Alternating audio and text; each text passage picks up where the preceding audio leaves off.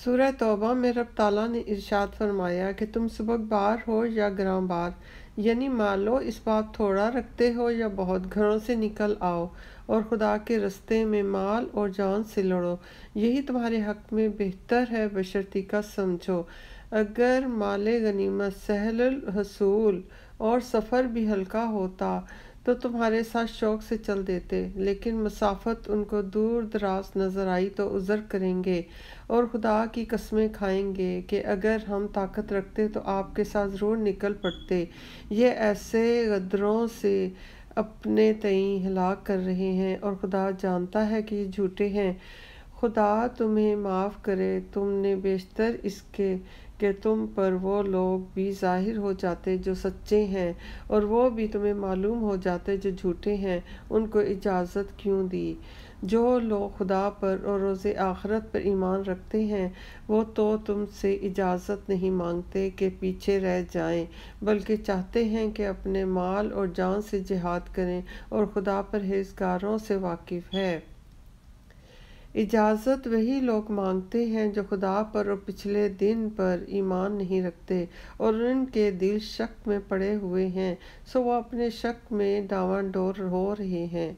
अगर वो निकलने का इरादा करते तो इसके लिए सामान तैयार करते, लेकिन खुदा ने उनका उठना और निकलना पसंद ही नहीं किया तो उनको हिलने जुलने ही ना दिया और उनसे कह दिया गया कि जहाँ माजूर बैठे हैं तुम भी उनके साथ बैठे रहो। अगर वो तुम में शामिल होकर निकल भी खड़े होते तो तुम्हारे हक में शरारत करते और तुम में फसाद डलवाने की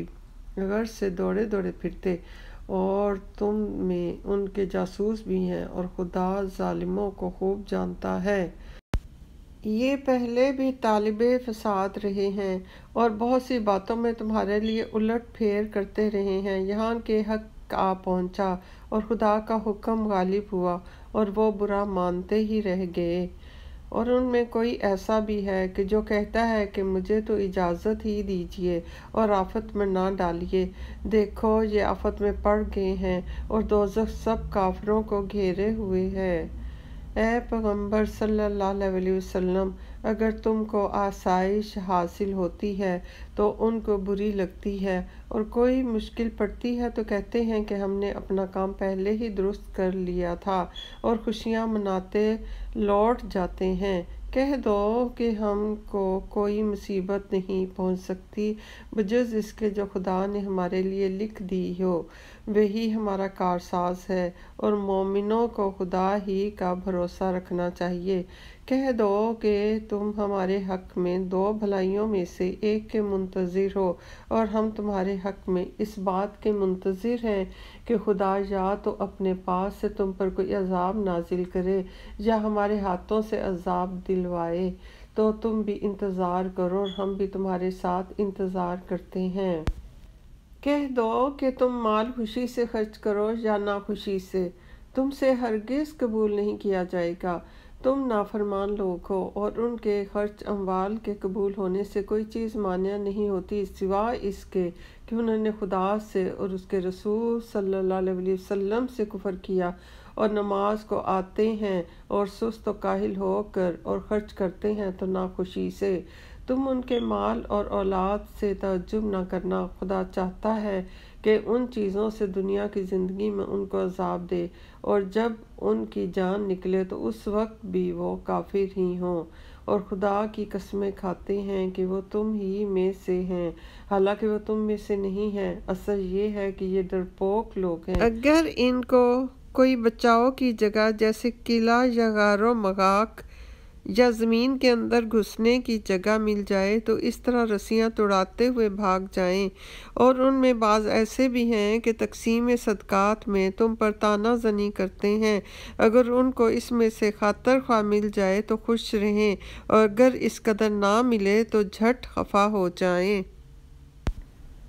और अगर वो इस पर खुश रहते जो खुदा और उसके रसूल सल्लल्लाहु अलैहि वसल्लम ने उनको दिया था और कहते कि हमें خدا کافی ہے، اور خدا اپنے فضل سے اور اس کے پیغمبر صلی اللہ علیہ وسلم اپنی مہربانی سے ہمیں پھر دے دیں گے، اور ہمیں تو خدا ہی کی خواہش ہے تو ان کے حق میں بہتر ہوتا۔ صدقات یعنی کہ زکوٰۃ و خیرات تو مفلسوں اور محتاجوں اور کارکنان صدقات کا حق ہے، اور ان لوگوں کا جن کی تالیف قلوب منظور ہے، اور غلاموں کے آزاد کرانے اور قرض داروں کے قرض ادا کرنے میں اور خدا کی راہ میں اور مسافروں کی مدد میں بھی یہ مال خرچ کرنا چاہیے۔ یہ حقوق خدا کی طرف سے مقرر کر دیے گئے ہیں، اور خدا جاننے والا اور حکمت والا ہے۔ اور ان میں بعض ایسے ہیں کہ جو پیغمبر صلی اللہ علیہ وسلم کو ایذا دیتے ہیں اور کہتے ہیں کہ یہ شخص نرا کان ہے، اور ان سے کہہ دو کہ وہ کان ہے تو تمہاری بھلائی کے لیے ہے، وہ خدا کا اور مومنوں کی بات کا یقین رکھتا ہے، اور جو لوگ تم میں ایمان لائے ہیں ان کے لیے رحمت ہے، اور جو لوگ رسول خدا صلی اللہ علیہ وسلم کو رنج پہنچاتے ہیں ان کے لیے عذاب علیم تیار ہے۔ مومنوں، یہ لوگ تمہارے سامنے خدا کی قسمیں کھاتے ہیں کہ تاکہ تم کو خوش کر دیں، حالانکہ اگر یہ دل سے مومن ہوتے تو خدا اور اس کے رسول صلی اللہ علیہ وسلم کو خوش کرنے کے زیادہ مستحق ہیں۔ کیا ان لوگوں کو معلوم نہیں کہ جو شخص خدا اور اس کے رسول صلی اللہ علیہ وسلم سے مقابلہ کرتا ہے تو اس کے لیے جہنم کی آگ تیار ہے جس میں وہ ہمیشہ جلتا رہے گا، یہ بڑی رسوائی ہے۔ منافق ڈرتے رہتے ہیں کہ ان کے پیغمبر صلی اللہ علیہ وسلم پر کہیں کوئی ایسی صورت نہ اتر آئے کہ ان کے دل کی باتوں کو ان مسلمانوں پر ظاہر کر دے۔ کہہ دو کہ ہنسی کیے جاؤ، جس بات سے تم ڈرتے ہو خدا اس کو ضرور ظاہر کر دے گا، اور اگر تم ان سے اس بارے میں دریافت کرو تو کہیں گے کہ ہم تو یوں ہی بات چیت اور دل لگی کرتے تھے۔ کہو کیا تم خدا اور اس کی آیتوں اور اس کے رسول صلی اللہ علیہ وسلم سے ہنسی کرتے تھے؟ بہانے مت بناؤ، تم ایمان لانے کے بعد کافر ہو چکے ہو۔ اگر ہم تم میں سے ایک جماعت کو معاف کر دیں تو دوسری جماعت کو سزا بھی دیں گے، کیونکہ وہ گناہ کرتے رہے ہیں۔ منافق مرد اور منافق عورتیں ایک دوسرے کے ہم جنس یعنی کہ ایک ہی طرح کے ہیں کہ برے کام کرنے کو کہتے ہیں اور نیک کاموں سے منع کرتے ہیں اور خرچ کرنے سے ہاتھ بند کیے رہتے ہیں۔ انہوں نے خدا کو بھلا دیا تو خدا نے ان کو بھلا دیا، بے شک منافق نافرمان ہیں۔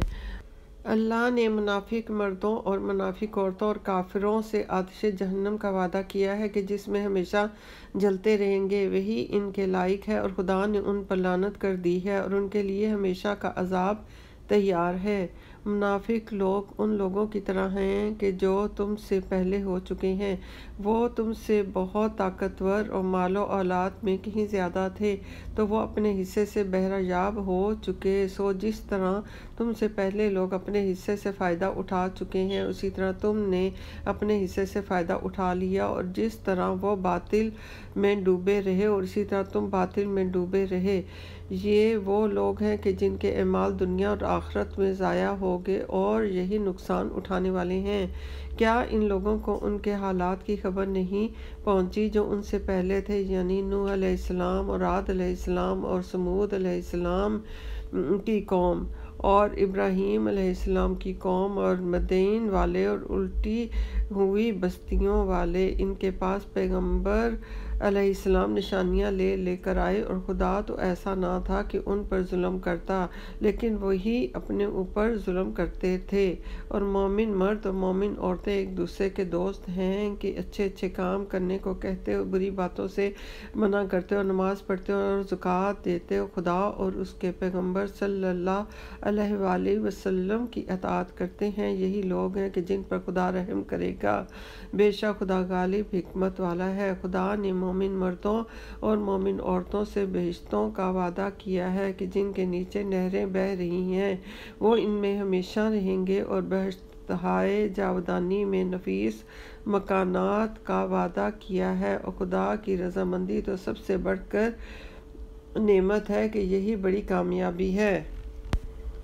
اے پیغمبر صلی اللہ علیہ وسلم، کافروں اور منافقوں سے لڑو اور ان پر سختی کرو، اور ان کا ٹھکانہ دوزخ ہے اور وہ بری جگہ ہے۔ یہ خدا کی قسمیں کھاتے ہیں کہ انہوں نے تو کچھ نہیں کیا، حالانکہ انہوں نے کفر کا کلمہ کہا ہے اور یہ اسلام لانے کے بعد کافر ہو گئے ہیں اور ایسی بات کا قصد کر چکے ہیں کہ جس پر قدرت نہیں پا سکے، اور انہوں نے مسلمانوں میں عیب ہی کون سا دیکھا ہے سوائے اس کے کہ خدا نے اپنے فضل سے اور اس کے پیغمبر صلی اللہ علیہ وسلم نے اپنی مہربانی سے ان کو دولت مند کر دیا ہے۔ تو اگر یہ لوگ توبہ کر لیں تو ان کے حق میں بہتر ہوگا، اور اگر منہ پھیر لیں تو خدا ان کو دنیا اور آخرت میں دکھ دینے والا عذاب دے گا، اور زمین میں ان کا کوئی دوست اور مددگار نہ ہوگا۔ اور ان میں بعض ایسے ہیں کہ جنہوں نے خدا سے عہد کیا تھا کہ اگر وہ ہم کو اپنی مہربانی سے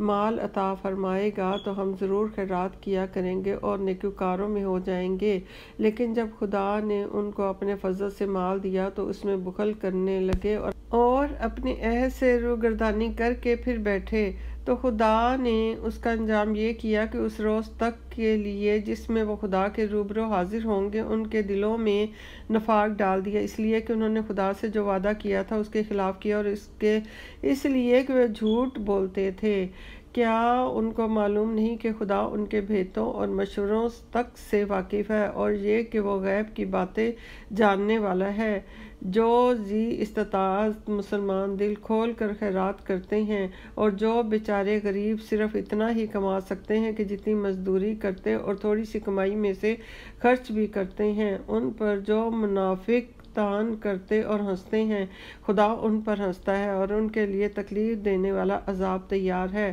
تم ان کے لیے بخشش مانگو یا نہ مانگو، بات ایک ہے۔ اگر ان کے لیے 70 دفعہ بھی بخشش مانگو گے تو بھی خدا ان کو نہیں بخشے گا، یہ اس لیے کہ انہوں نے خدا اور اس کے رسول صلی اللہ علیہ وسلم سے کفر کیا، اور خدا نافرمان لوگوں کو ہدایت نہیں دیتا۔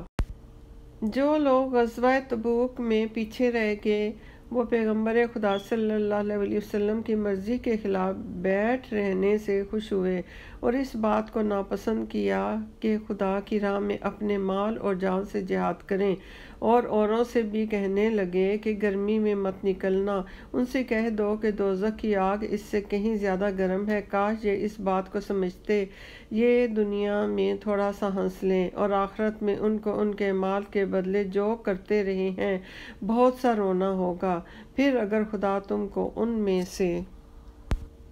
کسی گروہ کی طرف لے جائے اور وہ تم سے نکلنے کی اجازت طلب کریں تو کہہ دینا کہ تم میرے ساتھ ہرگز نہیں نکلو گے اور نہ میرے ساتھ مددگار ہو کر